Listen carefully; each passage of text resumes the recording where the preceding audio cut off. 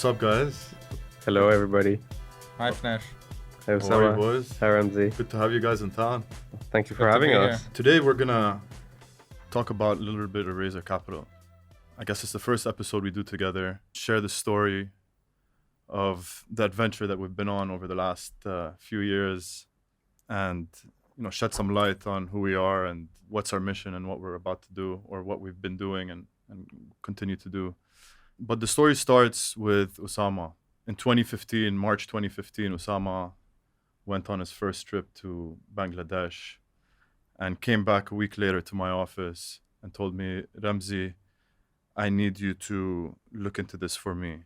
But before we get into that, Osama, love if you share some light on what took you to Bangladesh, why you went there, and the inkling that you had towards the opportunity that you saw at hand. I mean, it's kind of crazy to think that we're almost 8 years since that's happened. Although, in hindsight, it's not crazy Wow. amounts of time, but just time flies. 2023 already, huh? Yeah, 2023, Jesus. and I still think we're like in January 23. So I wish. Yeah.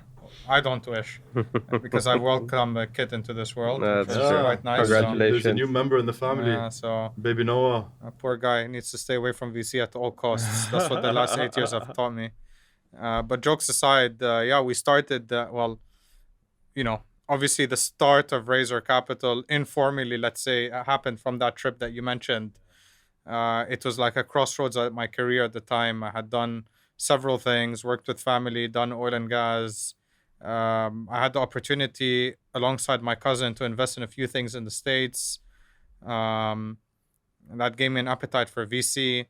How did that lead me to Bangladesh? It's sort of unrelated, to be honest. Up to that point, it was just a friend of mine who's also a shareholder of Razor Capital, a non-executive director shareholder called Zeba Amin Khan. He had been invited me to come to Dhaka for quite a few years, but obviously I was quite busy. I had no interest in going at the time. I found myself with this time where I had free time and I looked at flights, and it was actually relatively easy. I was still living in Lebanon at the time. It was just a flight to Dubai and then onwards to Bangladesh, 4 hours done. I went there, and as you guys will attest when you describe your stories, it's quite like an intoxicating place in a positive way, right? It's a lot of energy, very charming, tons is happening, and the people are very, very friendly and hospitable, at least to us. I can't talk about the experience of others. I would say they're nice people in general. I think they're very calm, very sweet, very open-hearted. You just have to be a bit soft with how direct you are, Yeah. and just be mindful of the cultural sensitivities, right?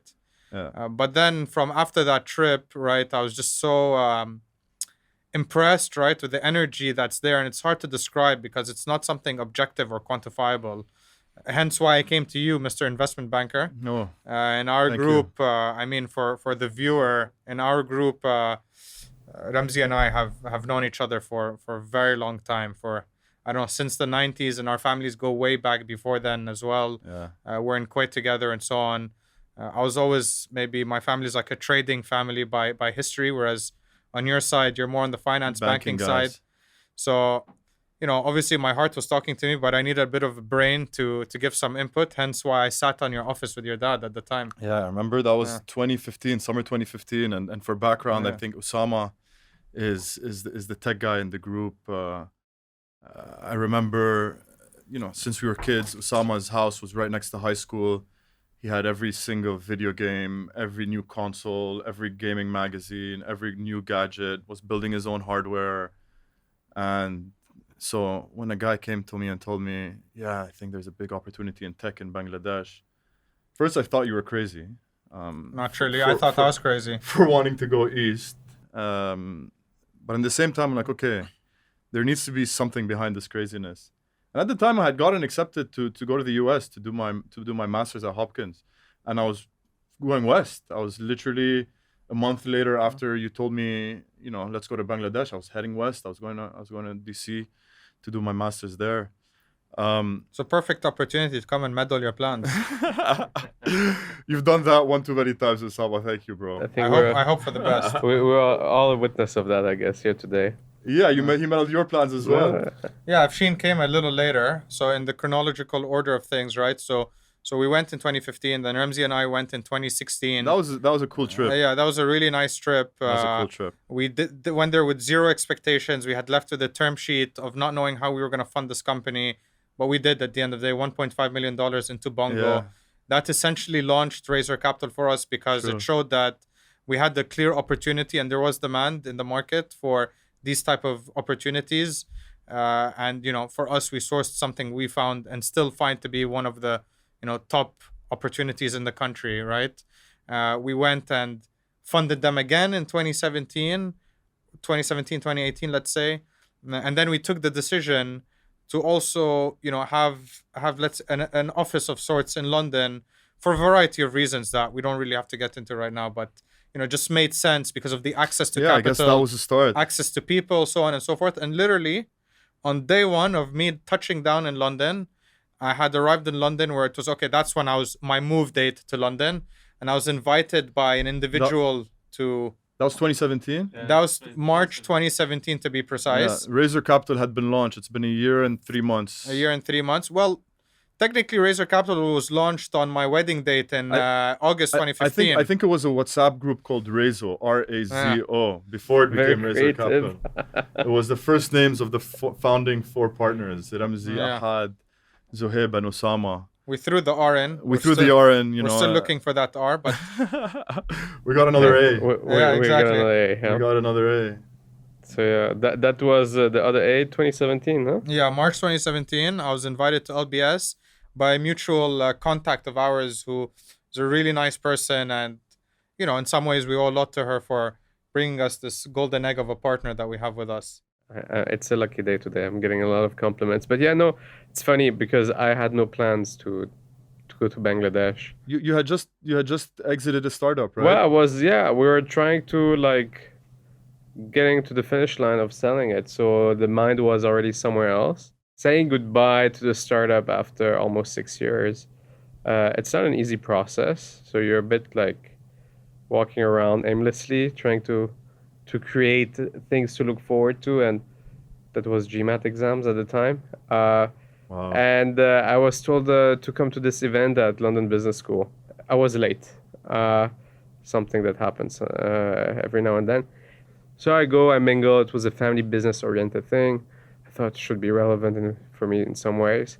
Get into chit-chat with a lot of people, and then we get to the most important part, which is the food, obviously, and there I see a guy running when the desserts arrive. I'm like, well, this one is right on time. Yeah. It was like, and we're talking about fashion. He was wearing a 3-piece suit, so you can imagine. Oh, wow. I was like, who's this character? Who's this guy? I mean, you'll never see me wear a 3-piece suit. But I've known you for 20 plus years, and I don't think you even wore a 3-piece suit at your own wedding. No, but fate had it that I needed to impress a certain individual. I didn't need a lot to be impressed, but I was like, maybe he's at the wrong event. And when we get started, he introduced himself, and obviously interesting guy, upbeat. He came, the energy of a 3-piece suit.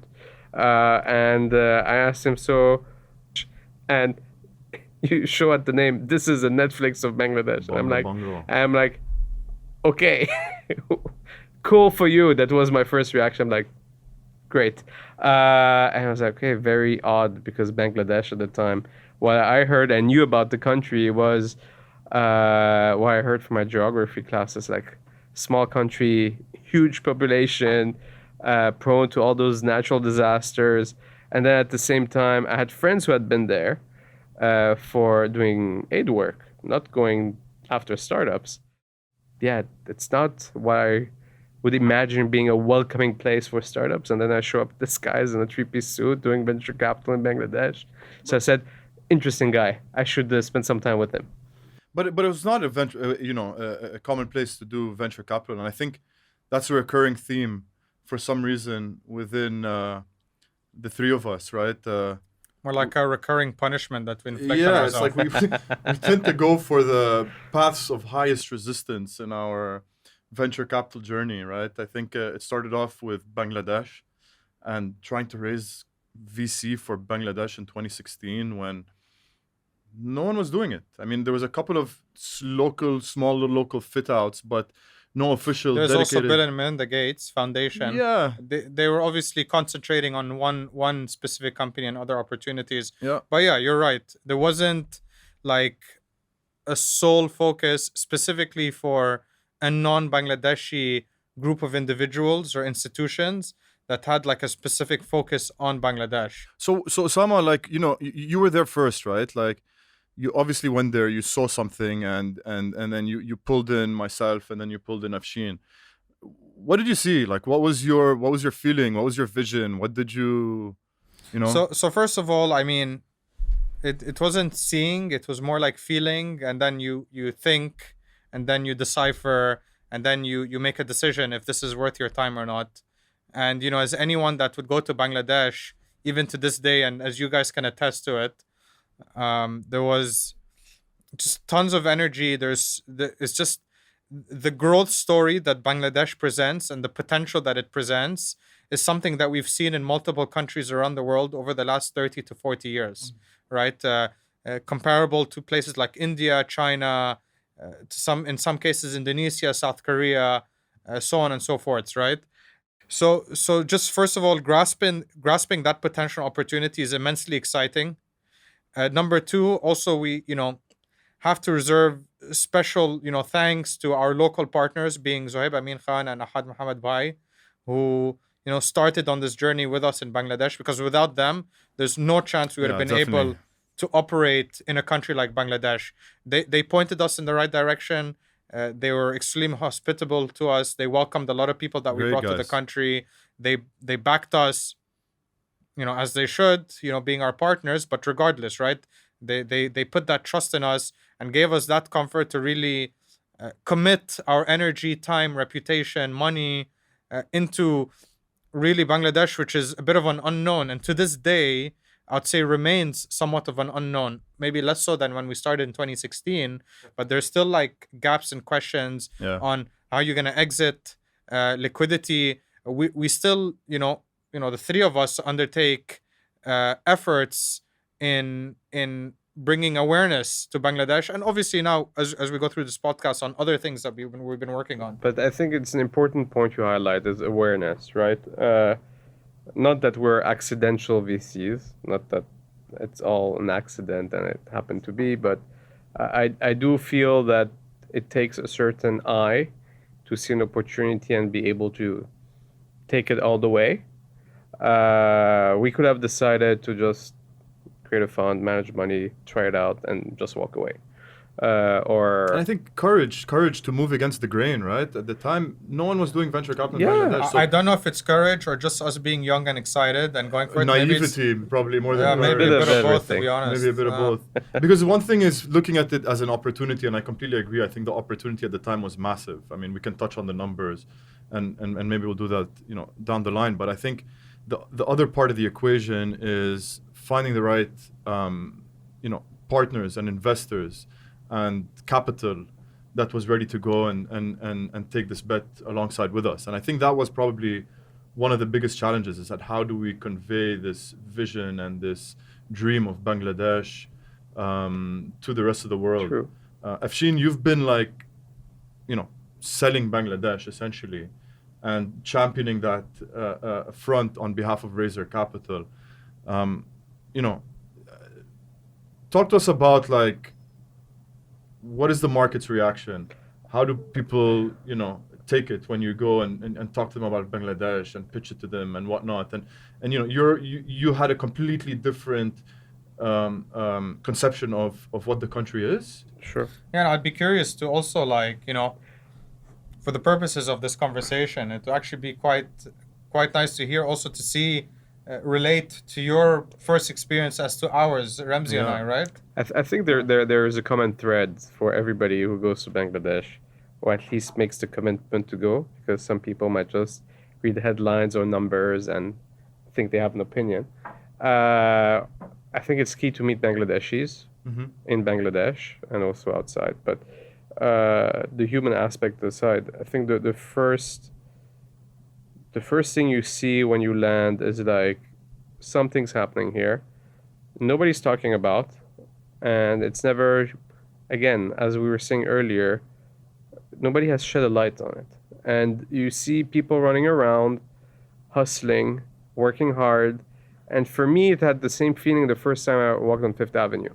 Because you walk on Fifth Avenue, you're a bit younger, you're like, oh my God, there are so many people walking around doing stuff, going to the office or just walking around Manhattan, and you're like, this is a place I want to be. And it's very relatable. I think we also fed that through movies. But going to Dhaka, which is definitely not like Manhattan, probably has even higher density, but you see people running around, but Literally running running around. around. Yeah. And 10 times the crazy. Yeah, and it's like a sensory overdose in terms of like the amount of people that are Yeah, there. and I think we had the right skills as well to tap into it, because we could say, oh, you can get overwhelmed and be taken aback by the sheer opportunity, but we focused on what we felt comfortable with, and we were lucky enough to have the right people to back us. And I don't mean back us in terms of investment and capital, but to people we could work with. And going back to something we mentioned earlier, it's not that we were just looking for an opportunity and we found it. It's how all the things came together. You've had investment experience prior to that. Yeah. You dabble into it. You've had probably the longest track record in the team. I've had a few too, just before getting on board, and we all had a taste for investing. We all had a taste for it. So initially, we've all been entrepreneurs and investors. We never really defined ourselves, hey, I'm a venture capitalist. Even today, saying that feels a bit like out of Places us character. in a bucket. Yeah, it's a bit out of character because, well, we are not VCs who worked at a VC firm, left and did our own. We saw an opportunity, realized nobody was doing it, and well, we had the courage to go ahead. And maybe some people will call it madness, which is probably what it appeared to a lot of those we encountered in the first initial years. But right now, we can say, if we look back, hey, we were right. Might have been early, but we were right. There is a market. There are other investors coming in. It's a proper ecosystem today, and we were the first one there, and we showcased First international. yeah. sort Well, of. well, Yeah. and at the Just- stage we there invested, were locals. right? There were locals. Yeah, at the early stage, obviously. Otherwise, we would have nothing to invest in. But thank God they were there as well. But as a foreigner focused on the country, I think we're still the only ones. And on the point of like us being foreigners, right? I think something that's worth highlighting, let's say, is it's not easy. Like, let's take now a more emerging market view, because that's what Razor Capital is essentially becoming, and will become, right? Emerging markets, VC. It's very tough to operate in these emerging markets, because you need to sort of have the cultural flexibility to be able to interact with different types of people. We also cover, like, let's say the average territories that we have to cover on a normal work year. It's Europe, Middle East, different parts of Asia, some parts of North America, right? We're literally traveling the world. But like, every but you year. but you have to deal with so many different characters and cultures, from getting, excuse my French, getting your ass kicked with investors in North America, and then dealing with, let's say, the conservatism of the Europeans, and then the confusion in Asia, and the excitement of the Middle East, right? It's quite an act to have to balance all of this, and then tie all of these relationships and discussions and execution that we have into, sort of funneling it into completing the objectives that we have in mind. Yeah, I think we all bring something to the table. I mean, you've lived in how many, 6, 7 different countries? I've lost count, to you've be lost honest. count? I've lost Yeah. count. You lived a half a dozen as well. I probably am the one who had less movement, mostly in Luxembourg Why would and you the move UK. when you're already in Luxembourg? Yeah, okay. Highest GDP per capita in Europe, is it, right? Yeah. Well, yeah, sure. 10 but minutes from the city, you're in the middle of a farm in the countryside with the roosters and stuff. See, but I needed to get away from that. Yeah, but that was why he got attached to Bangladesh, right? It's the excitement that he couldn't the have exact back home. opposite. The Yeah. exact Yeah. opposite. It's literally The exact opposite. Yeah. Even now, like, we're investing in Lebanon, right, and founders here in Lebanon. And just, when our Bangladeshi friends come to Lebanon, and they have come on some occasions, they actually tell us that Beirut is like the Dhaka of the Middle East. Yeah. From what facet? Obviously, like the noisiness, chaos, uh, to some extent, the beautiful air quality that we enjoy in both cities, Come on, right? don't be too harsh. Yeah, but no, I think look, the Lebanon situation is very funny because I think there are a ton of similarities, even though quite different from Bangladesh. There's a ton of similarities in how we built our theses towards each of the markets. I think the Bangladesh thesis was based on the demographic dividend that the country was going to yield over the coming 10 years, just simply by the size of its population, right? And what it could export. And what it could export, 100%, right? But for Lebanon, it was also different, is that we developed a thesis also at a trough in the Lebanese, economic history, right? We did our first investment in 2020, and 2020 in Lebanon was the perfect storm, right? It was popular uprising, it was banking crisis, it was electricity crisis, gasoline crisis, the Beirut port explosion. Yeah, that was You name it. 2020. That was 2020. Yeah, you name it. Inflation, no access to money, right, for the population. And here we are in the studio of our beloved And here, Audio. there you go. That's enabled us to do this podcast. Exactly. This was our first 2020 investment. Yeah. And I think it's like, I don't know, like, why we get attracted to these like crazy situations. Like, we could just go to the US, go to the Valley for a couple of years and make our multiples. Yeah, but that's like a Sunday roast versus a curry. I much rather have a curry than a Sunday roast. It's a question of taste, right? Yeah, it's a question of taste, I guess. But I think it's you need to have the eye for it. Maybe it still makes no sense for most people. I mean, I had a conversation last week from another venture capital. So I was asked you, what do you invest in? And I was like, well, we were initially investors in Bangladesh. That's our first focus already, like eyes wide open. And then I said, all right, now we are launching a new fund doing impact, backing Lebanese entrepreneurs. And she turned her head and was like, you really like it difficult, don't you? And I was like, yes, it's true. We do enjoy a challenge, but I think that's why we wake up in the morning and we're ready to take it head on. It's not easy, but again, someone has to do it. And at some point, you before you go and get into an opportunity, you look around and say, okay, who's doing what? Is there an opportunity for us? Do we bring what is needed to the table? And I think we bring a unique skill set due to that cultural background, that we're all third culture kids who have like multiple languages at home and running can connect away from yeah, disasters and wars throughout our Yeah, families' 100%. histories, Yeah. right? Yeah. Whether it be from Palestine or from Lebanon or from Iran, right? The axis of It's like evil ingrained right here, in our DNA to sort of survive. yeah. and then we turn around and make it to something. So it's exciting to see that there are people who are ready to do things, and I'm sure we're not the only ones, as we've seen that throughout our journey. But yeah, that's what gets us up in the morning and help us find the drive and motivation to help founders and thankfully also have the validation by our investors that okay, it also makes sense. It's not just a just and noble cause, but it's also about Make delivering money the at end of the return. day, And because there are less people looking at it, it's sometimes overlooked.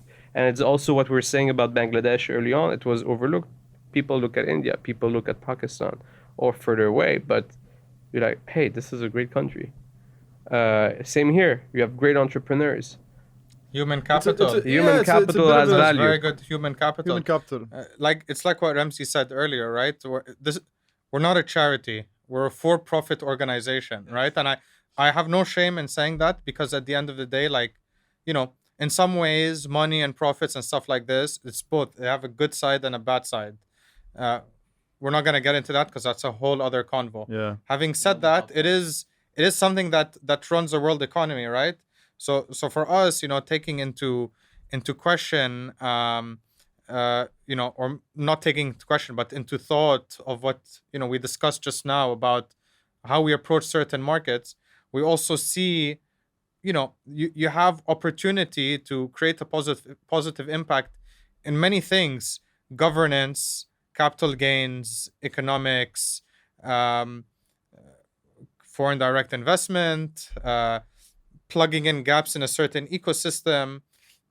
And you could, if it's executed in the correct way, Yeah. and we've been fortunate to last long enough to validate our model, whereby we approach things in a very private equity manner. Hmm. We are VC investors, but we do DD, because look, at the end of the day, we also invest our money, or whatever money we have left, we put into our investments. We walk the walk, we talk the talk, we do all of that stuff, right?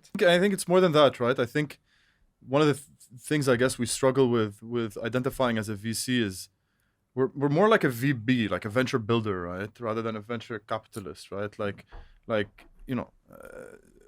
Bongo, for instance, we put hours and hours and hours and hours and hours, And continue to do so. and we continue to do so, and we do it because we love it, right? Otherwise, we won't be doing it, right?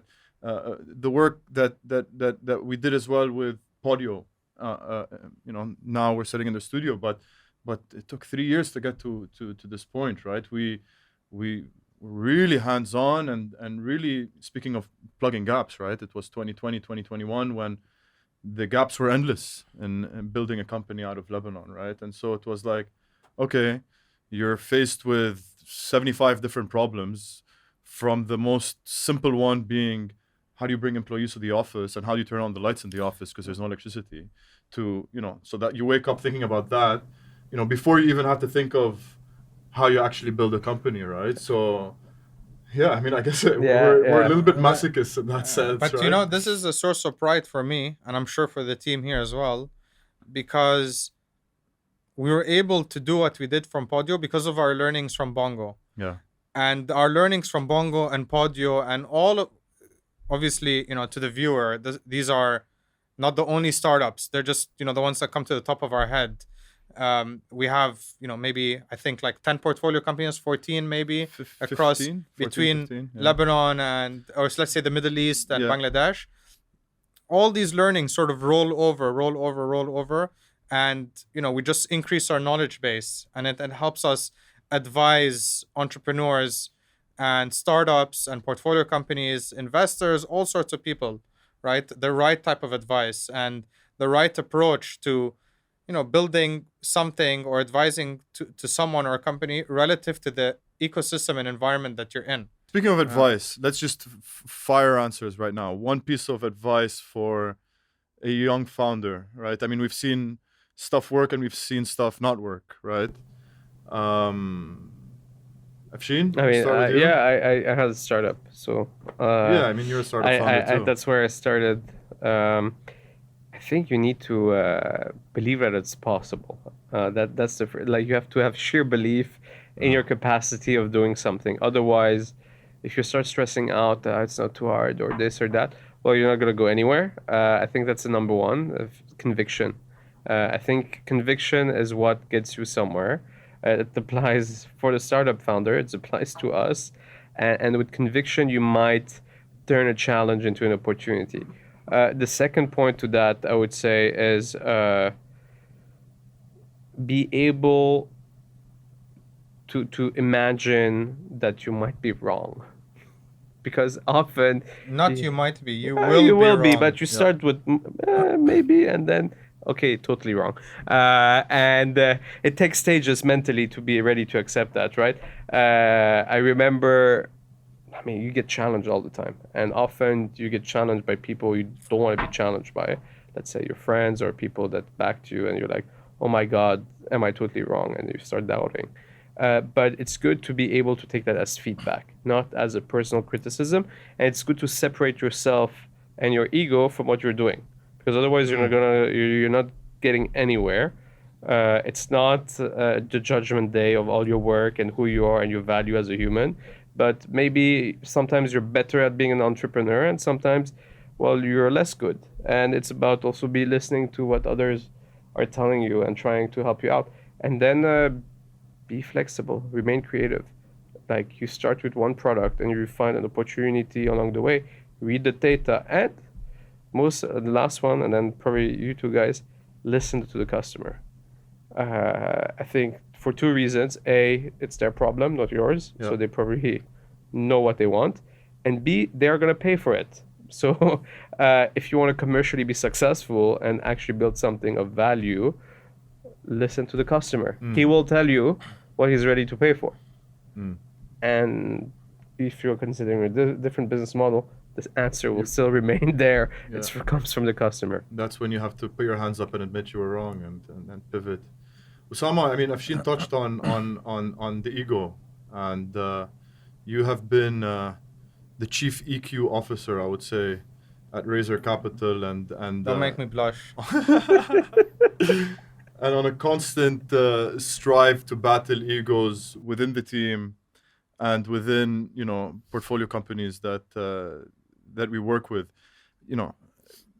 Tell us a little bit about your experience on that and some of the challenges you see founders having with their own egos and their own sort of, minds in the process of building companies. I mean, look, this ego problem, goes from all sorts of parts of our,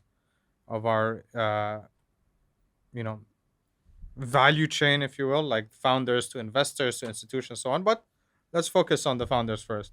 First and foremost, it comes down to who do you surround yourself with. Yeah. Right. I agree with everything Afshin said. Thank and you. that's why Afshin is a partner of ours.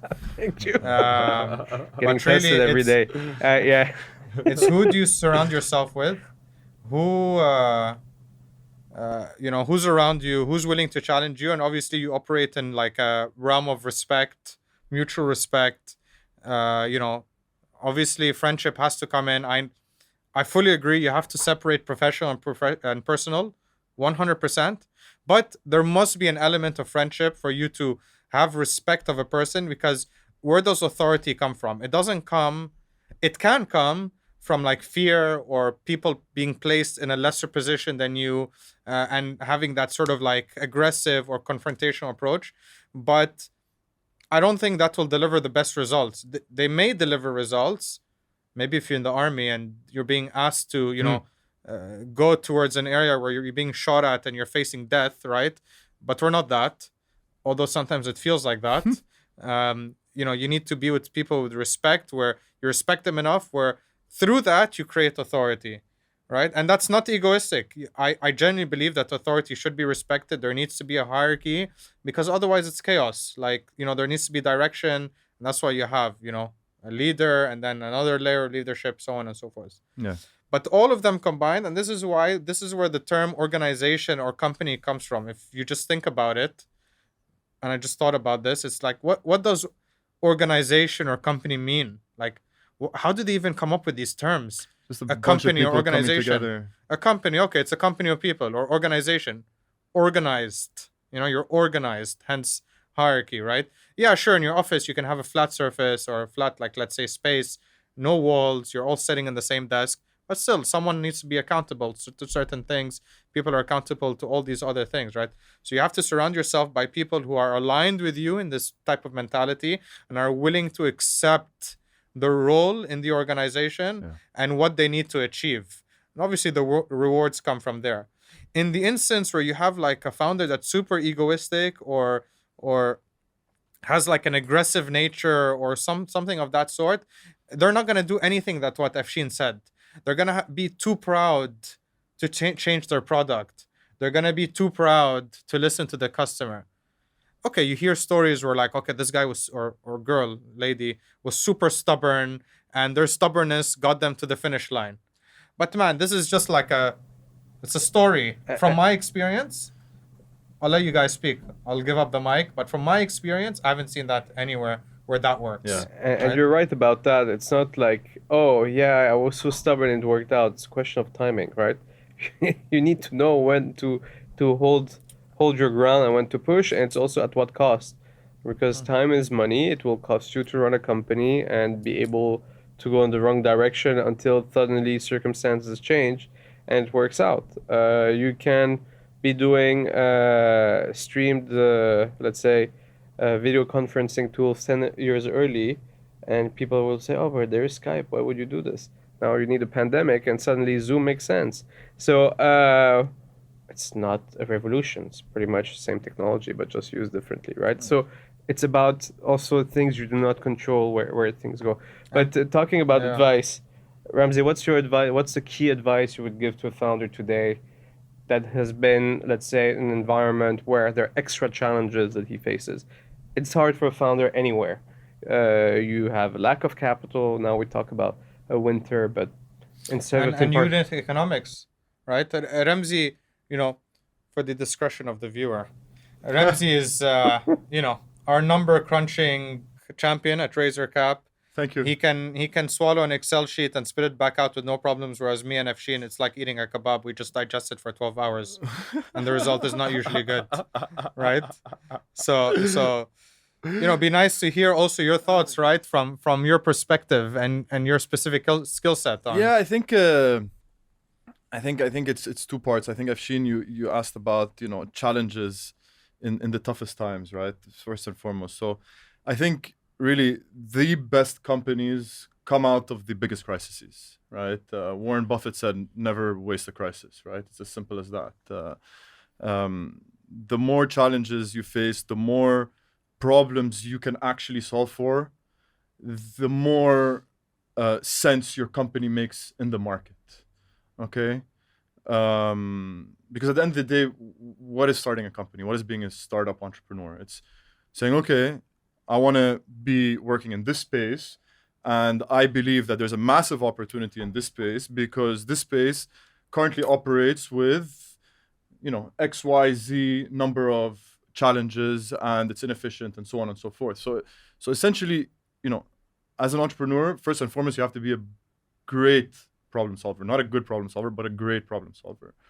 And I think the more problems that show up, like I said, the more solving you need to do, and the better your product would be, given you have that ability to listen to the market. Given you have that ability to listen to the market, right? If you're continuously solving your customers' needs, okay, you're going to come out on top, right? So that's the first thing on building in a challenging time. With that, I think when you're looking at an environment with no funding and limited capital, unit economics, to answer your question, Osama, comes into play even more than during a time where investors are feeling extremely generous with their capital that we saw in the last cycle. If you look at the companies that have done well versus the companies that have not done well, are the companies that fundamentally, from a financial perspective, make sense. Meaning what?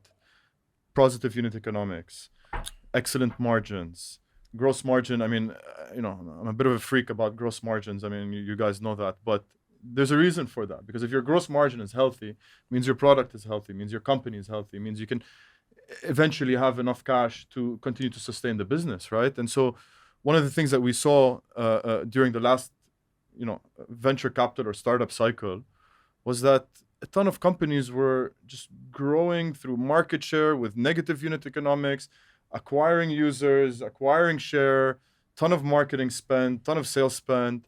And then when funding dried up, you're like, oh crap, right? And I always say the more product market fit you're able to achieve, the more your unit economics make sense, right? But not only that, right? To your point, I think what we've also learned in our emerging markets is that you cannot buy growth. No. Because the liquidity and funding simply isn't there on a consistent basis. Very Is it true. there? Yes. But consistently, no. So you can buy growth and you can subsidize growth. Because at the end of the day, you don't get that stickiness. And as soon as the funding is pulled out Yeah. from you, you're done. That's the keyword, stickiness. Right? You're done. And some people live in the delusion that you can kick the can down the road by just, oh yeah, we'll just give them more money. We'll do another fundraise. Yeah, and with the money they'll raise, we'll find a solution down the line where we'll actually be able to have a revenue. I mean, how often have we faced companies that we initially were like enamored by, oh my God, what you're doing is so great, and we're like, yes, it's true, it's great, and there's merit to the numbers, but it was on our buck, or on the buck of the investors, and I think for it to be fair, and I think that the highest lift off, like the best lift off you see from a company is when they understand what really drives the value, right? But we've been lucky enough to have I think- founders that have been able to do Yeah, that. I think one of the big Yeah, but you things pick and choose. is if I, Yeah. so if I was to Our give job, right? advice to a young founder on that specific point, you don't want to be held hostage to someone else's willingness to fund you, right? That's the worst place to be in as a founder, right? When if nobody's going to give you capital, you're going to hit the wall and you're probably not going to grow, or potentially might even go bankrupt, right? I think that's the worst place as a founder to be. And if there's one thing that this crisis, in the tech world has taught us is you don't want to be in that place, right? It's not pleasant. It's a high stress sort of situation, and your destiny as a founder is not in your own hands. It's in someone else's hands and their willingness to fund you, right? But again, right? We have to make a clear distinction between VC in a highly liquid, Yeah. market Yeah. like US. or like the US or even Europe, right, to some extent, or China or whatever, versus the markets we operate in, right? In America, I've invested in several opportunities where unfortunately normal but super diluted because of the nature of how they buy growth and they pump money to get growth. But that's the way you win. The person who raises the most money and deploys it in the best manner will win. Simple as. It's a function of fundraising and competence of execution. In our markets, it's purely competence of execution. Yeah. Fundraising, of course, is undeniable important pillar of that journey. Undeniable. However, you do not have, as mentioned earlier, that consistency of fundraising. True. To try and fail till it sticks, right? Because you're a good operator, you can execute. No, you have to get it right, and it comes from execution. Yeah. Right, and that sort of takes us really into how we as Razor Capital will. I mean, we've looked at this in the past, but specifically more so going into the future of how we want to back founders, what type of founders we want to be associated with, who we want to see succeed. And at the end of the day, we're not getting any younger. So our energy is like really a very valuable thing. And it's like, how do we want to invest our energy in creating the best impact we can with the startups that come our way, the people that come our way, and the geographies that we operate in? Yeah. Talking about the future, you put it right. As a reminder for everybody listening, we do have a no asshole clause. So if you're an asshole, sorry, we're not going to work with you. Yeah. We've gotten so far where we choose with who we work and the people around the table, and it's also important to enjoy people's company. It's a lifelong relationship. You're with that founder for 10 years. At some cases more, right? right? Plus, we want the founder to be an LP of ours. How do you think we're gonna secure future fundraising? Two birds, one stone. Yeah, no, definitely. You don't want to you don't want to be in a room with a guy or a girl that you can't stand being around. It goes back to the ego part, right? It goes back to the ego. The future in the near term is that stronger presence here in Beirut. Yeah. We're going all in. We're going all in. Going all in. So I think this is a really a project that came out of my heart. I think we've taken a big beating in Lebanon as a Lebanese, proud Lebanese, sometimes too proud, maybe toxically proud, but I'm not Lebanese, I could not comment. Yes. 2020, 2021, we took the beating of a lifetime, I think, as a nation. And really that's what has given us, myself as well, the the heart, the courage, the sort of mindset to say, okay, you know what, we should play a role in getting this ecosystem back up. It's a very healthy ecosystem prior to the crisis, but it took a massive beating. And the reality is, there's talent. There's great talent. There's a beautiful young population that's very well educated, that's trilingual, that has relatives and abroad, and access to travel, and able to adapt to different cultures. And yeah, why not? I think it's one of those mission-driven theses. I mean, everything we do is everything that we do is mission-driven, has right? something mission-driven about it. Yeah, definitely. So, I mean, you said everything that we do, but like, one thing that I always ask myself is, why do we do what we're doing? Like, because it motivates us, right? It makes us feel good is maybe questionable, but ultimately when we look back and when we talk amongst each other and we give thought and remind each other why do we do it, it's the journey. It speaks to our core values as individuals, because at the end of the day, we're all individuals with different motivations and values and the way we were raised and so on and so forth. A lot of what we do, both in Lebanon, in Bangladesh, and beyond, speaks to our core values as people. And further to that, it's really like, for the future of Razor Capital, is how do we scale, how we execute to touch as many geographies and people as possible in this world? How can we provide positive impact? How can we provide our life lessons and knowledge in everything, personal and professional, to the founders, individuals, whatever, all the people in our ecosystems combined? How do we make a positive contribution to all of that? So Afshin, you've been traveling quite a bit, and you have something cooking up your sleeve in terms of our next moves in Asia. I think and I think a lot of it is people driven. Yeah, to be honest, we found a model that works for us, where we're not just going to go into a market without having been there ourselves. I think we manage other people's money and our own, and we would never take a risk by just blindly following a trend. So we did some prospection the last couple of weeks. There's more coming. I think overall, what's interesting in emerging market is you don't just invest in the emerging market, you invest and back the people, and you need the local know-how and the people that also buy into what we are doing, where together we'll be able to deliver those results. And I think the future is not, sometimes it's difficult to have a read, but I think it looks bright. When I see the entrepreneurs, I see what people are doing, I see how they are leveraging technology to bring, not only economic development to a region, but also solve problems and change lives for the better, then I think our little contribution to help make that happen is doing all right.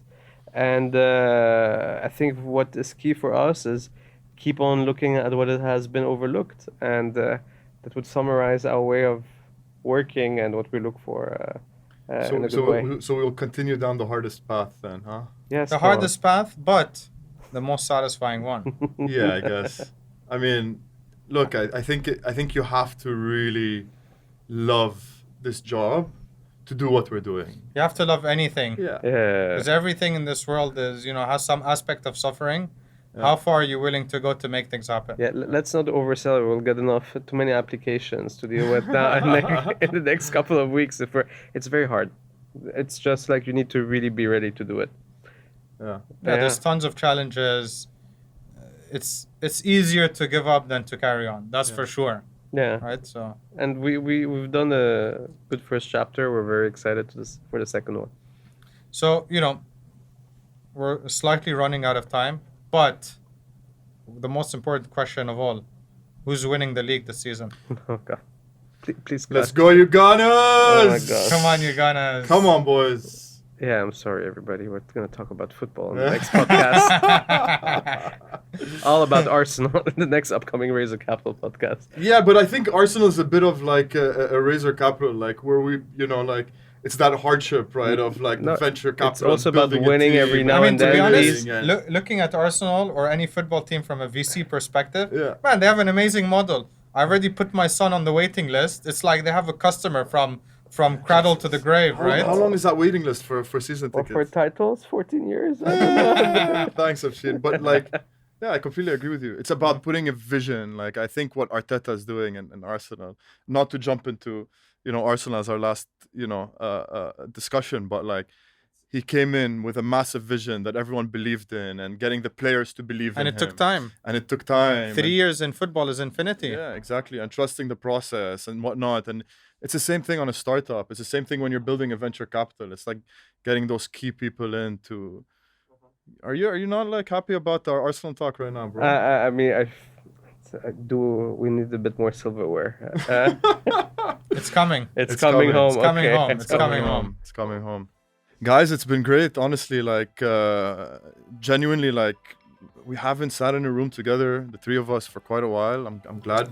And Just first time nature with a of our mic. schedules First and time the with a mic. business. Come on. First time something with a that- mic as well. Yeah. Well, hopefully we can do a few of these in the future. Yeah, definitely. I think a lot of stories that need to be told about the adventures that we're taking. So hopefully some more down the line. But anyways, guys, Cheers. cheers. Thank you so much. Thank you, Podio. Thank you, Podio. And on to the next one. Salam tak. Cheers. Salud. Cheers.